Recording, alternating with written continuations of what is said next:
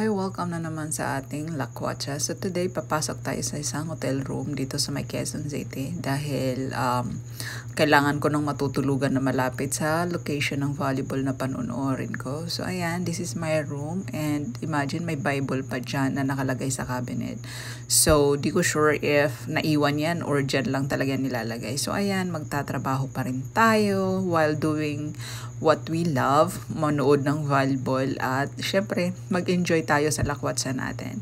And dito sa hotel na to, ang ganda ng place nila. Pag nasa rooftop ka, ang ganda ng location, ganda ng lightings, a lot of greens, and mahangin. Masarap mag-chill-chill dito kasama yung tropa.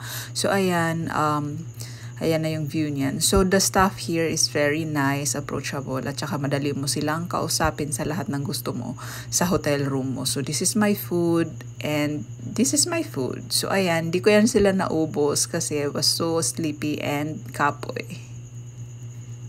So yun lang yun guys. Salamat sa panonood at huwag niyo pong kalimutan suportahan ang aking channel. Maraming salamat. Hanggang sa uulitin.